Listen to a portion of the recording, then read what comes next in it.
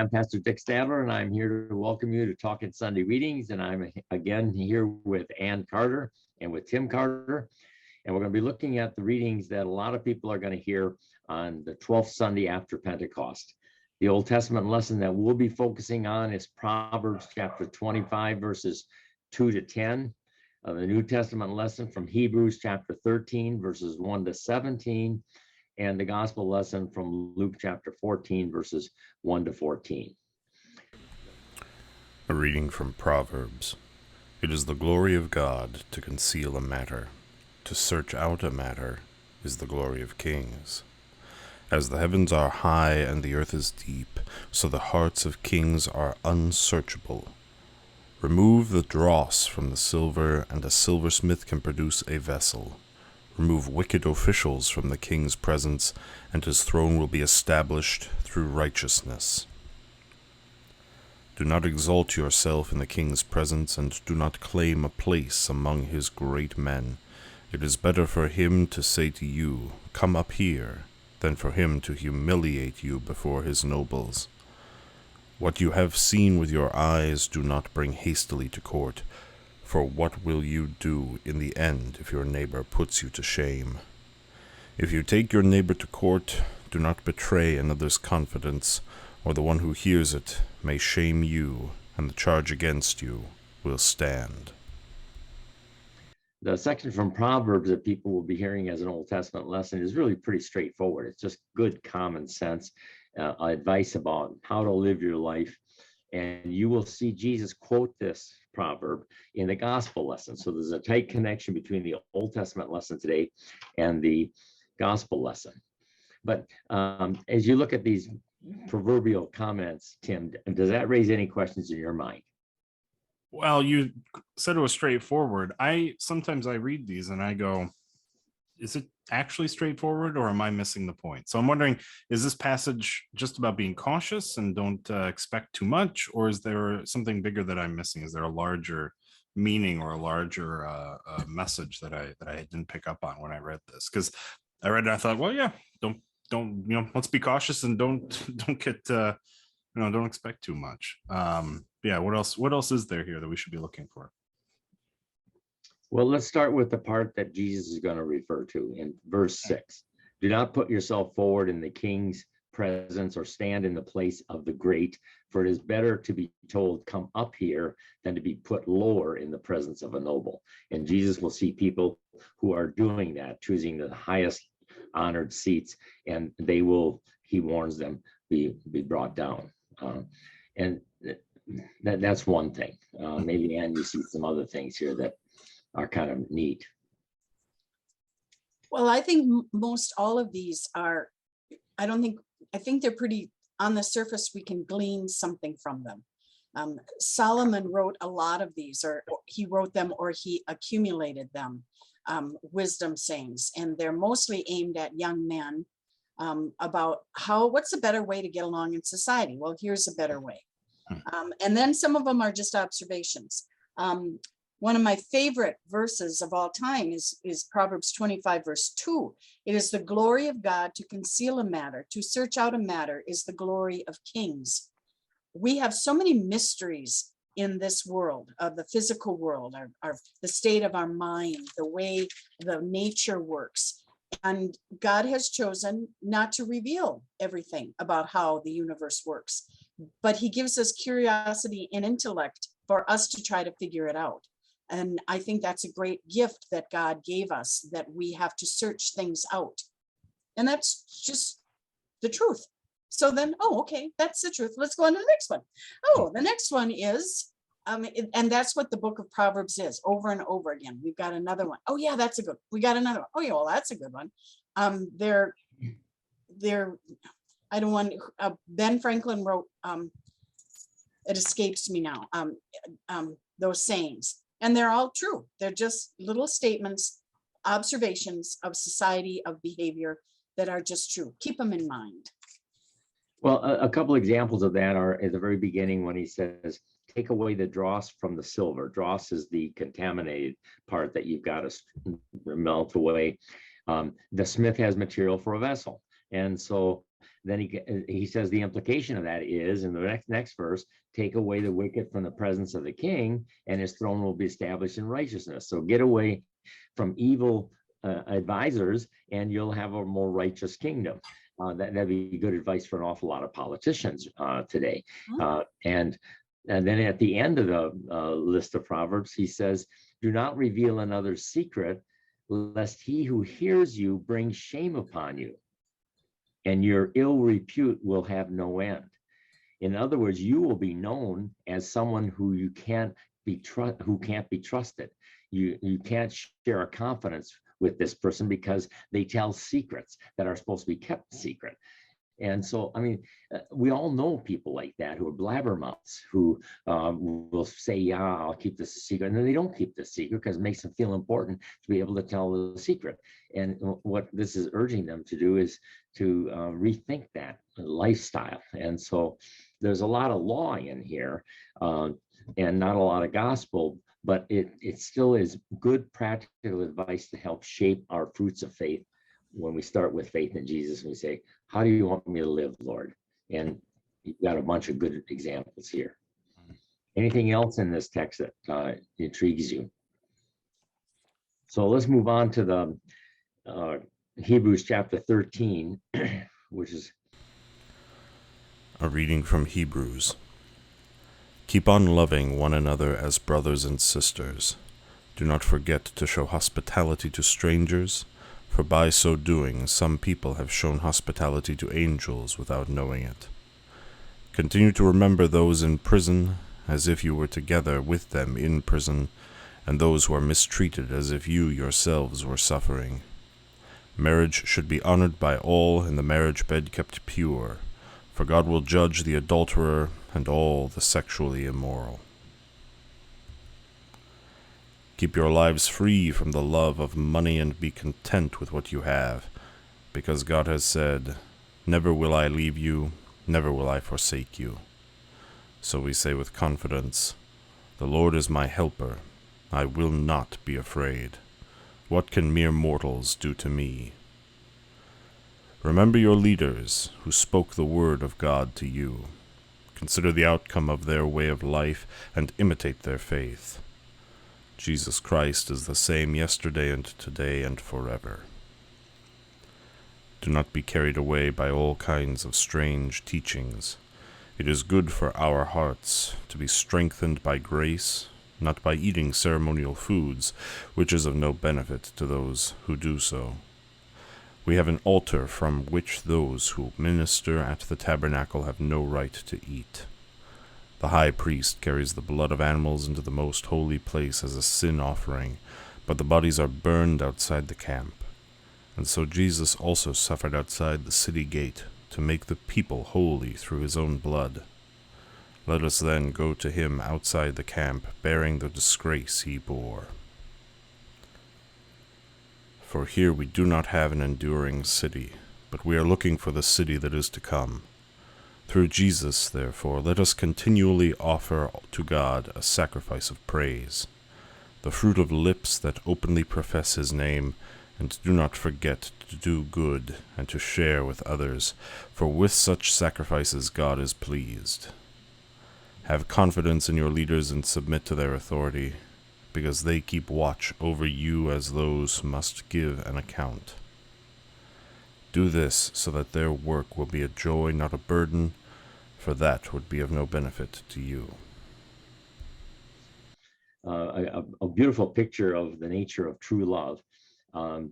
And he reminds us that Jesus is the same yesterday, today, and forever in verse 8. Are there some questions that you have after looking at this, Tim, that you think a person in the pew might ask? Well, one passage struck out to me. It's one I've heard, and I'm sure we've all heard it before. And I don't see exactly where, but the quote is, "The Lord is my helper; I will not be afraid. What can mere mortals do to me?" And as I've experienced that mortals can do a lot to you.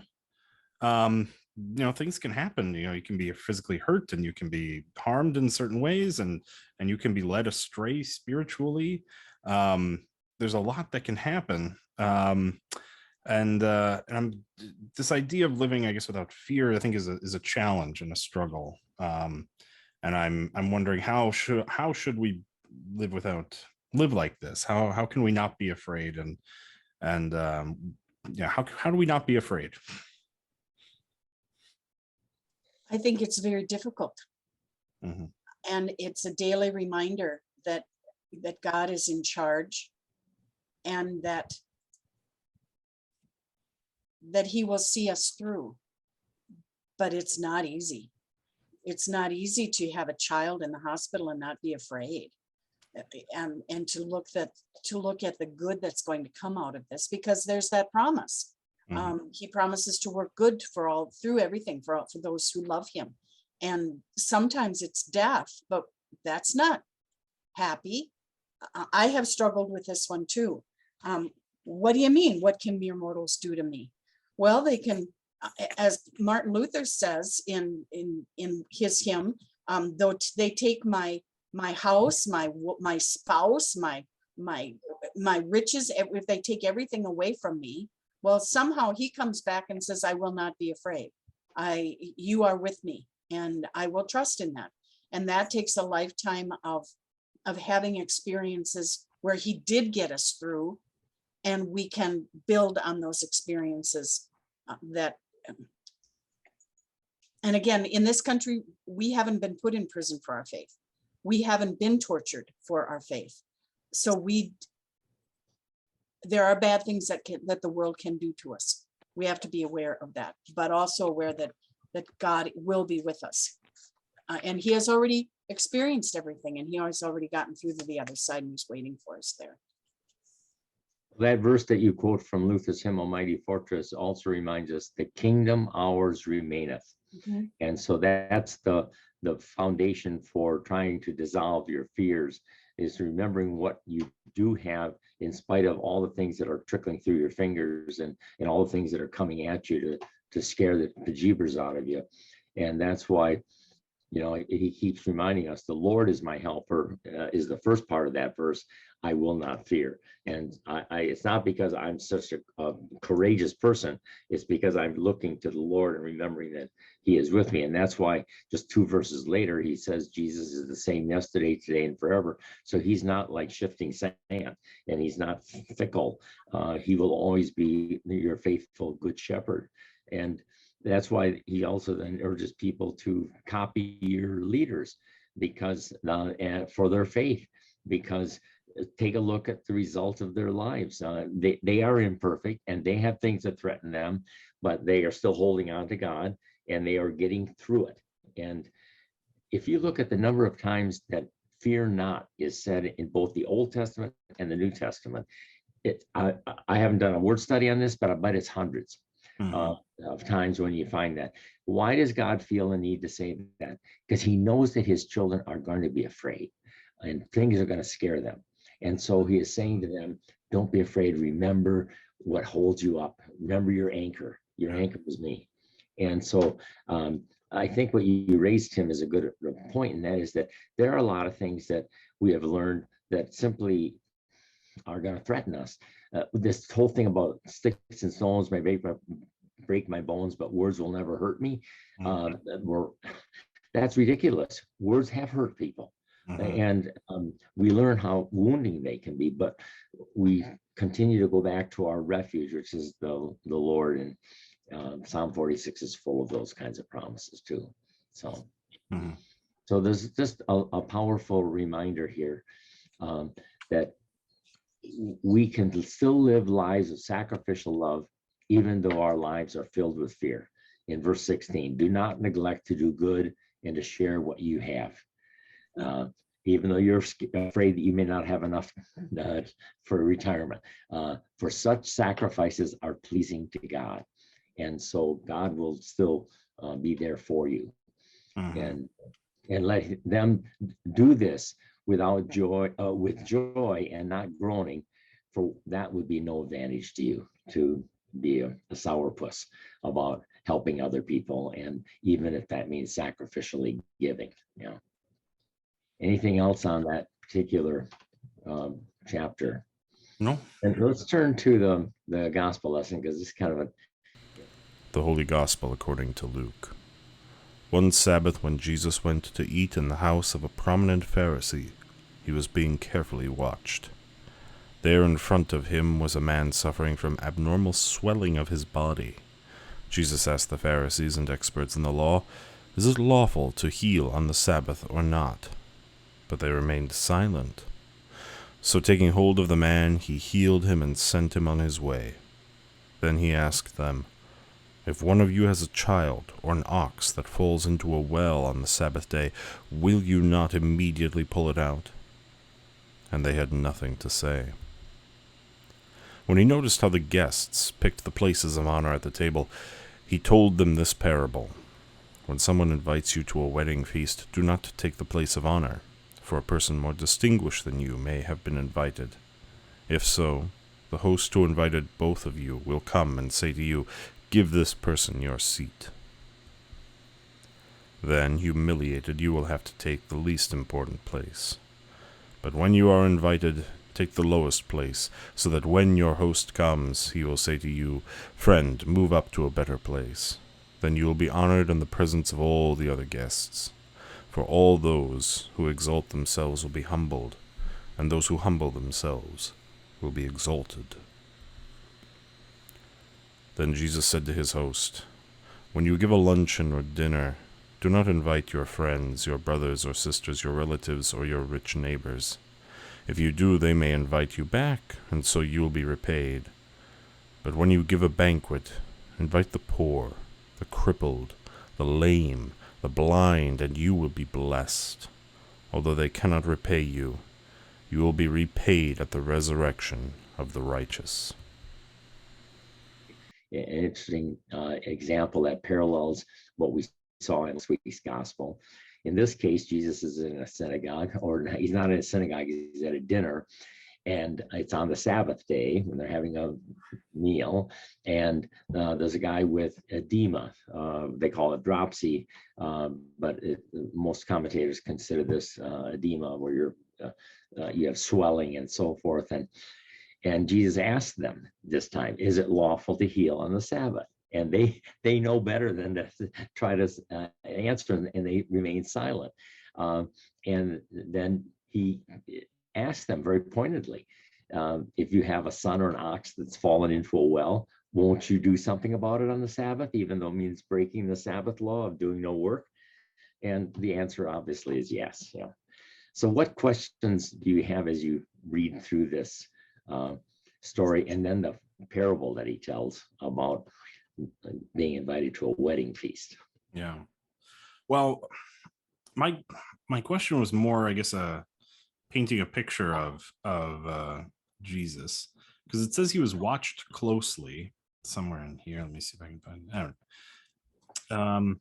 Anyway, I won't. Yeah, verse 1. But He was verse 1, watching it says, closely. okay.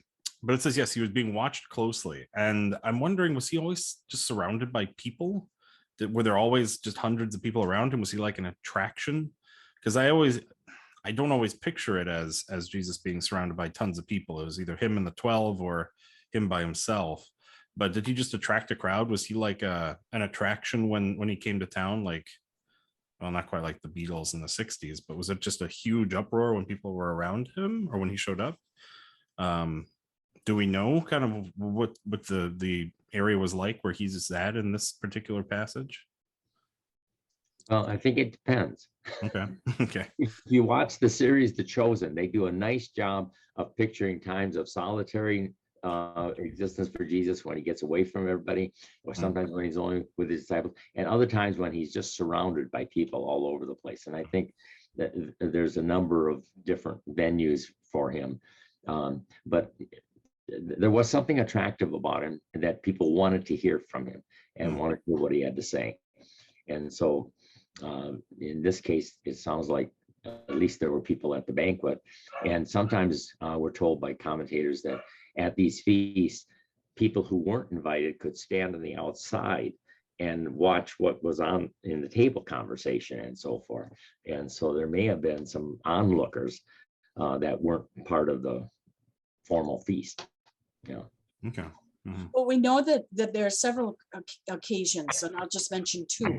One of them is that when Jesus was on his way to raise the daughter of Jairus, the crowds were so thick around him, a woman came up and touched him, and she was healed. And he said, "Power went out of me. Who touched me?" And the disciples said, "There's so many people around here. How could you even think? How could you even know?" Yeah. Another example is when Jesus was leaving Jericho. Well, when he was coming into Jericho on one occasion, there was the blind man who was sitting on the side of the road, and he said, "Who's coming?" The crowd said, "Well, it's Jesus." And he started hollering, and the crowd, they're called the crowd, told this man to be quiet. Then when he is leaving, and Zacchaeus runs ahead and climbs a tree because the crowd's so thick that he can't even see him. So there is evidence that the crowds were just really heavy around him. They wanted to see him. And then there are times when Jesus had to get away from them because they were just too draining, and he needed just to be in solitude and be in prayer. And we know of that as well, and that he was a celebrity, and they hoped that he was the one. What do the disciples say on the way to Emmaus? They thought he was going to be the one to bring about the kingdom of God. And then Jesus has to say, "But I did," and then walks them through the scripture. One thing that before we close this out, if we're getting close, I just wanted to make a note on how Luke is written. I've mentioned it before that Luke talks a lot in pairs, women, men. He had Elizabeth and Zechariah. He had Mary and Joseph. He had Simeon and Anna. He has a lot of male-female pairs. And this story matched with the story we had last week is another example of pairs. Last time, there was the story of the woman who was healed on the Sabbath. And this time we have the story of the man who was healed on the Sabbath. That Jesus is an equal opportunity healer. And Luke tells these stories in pairs. And we can look and find, we can find them all over if we look. But men and women were in the kingdom. Jesus preached and healed and supported men and women. And we shouldn't be surprised at that or negate that was part of Jesus's mission. Yeah. And what's kind of striking about this is that there's a tight connection between the Old Testament lesson in Proverbs that Jesus alludes to here when telling the parable of the wedding feast and saying, "Don't go take the most important seats." And if the triclinium is the way it's reported to us by historians, it was a U-shaped table and people would recline around it. And the one end of the table was the place of honor. And then the place of least honor was totally around the U to the other end. And so they knew where the place of honor was, and they would try to angle to get a reclining position there. And Jesus says, "Don't do that." And then he quotes the proverb saying, "He who exalts himself will be humbled, and he who humbles himself will be exalted." And he just pointing out the most important thing is not status or honor or glory. The most important thing is trying to live with humility and with God's grace. Yeah. Anything else in this particular story about the banquet? No.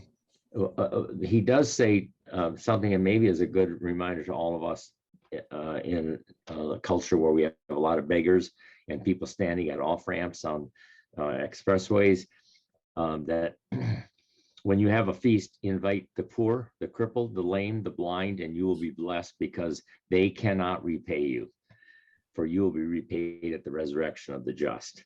That almost sounds like a contradiction of grace. Wait a minute, you mean tell me if I take care of poor people, then I will have earned my right at the resurrection? And that's not what Jesus is saying. He's saying that the fruit of faith is that this is the kind of people you help because you don't worry about being recognized for it and whether about being given credit. And the other thing that I think is maybe implied in this is, and you don't withhold your help from someone you think won't use it properly, that you take the risk like God does, where he provides his rain on the just and on the unjust. And he wastes his blessings on people who will never say thank you or never give him the credit. And we do the same thing as we copy God with reckless love. And we don't, if someone wastes our gifts to them on booze or alcohol or something else, that's on them. But our responsibility is to be a follower of Jesus and a follower of a God of reckless love, and just share it. Yeah. So it's a good reminder, I think, here. Yeah. Well, thank you very much for watching us this time. If you like it, please hit the like button. And if you haven't subscribed, then hit the subscribe button, and you'll get notifications when the next conversation comes up on YouTube. And thank you for being with us, and may God use you this week to be a blessing in the lives of others. Thanks a lot for being with us.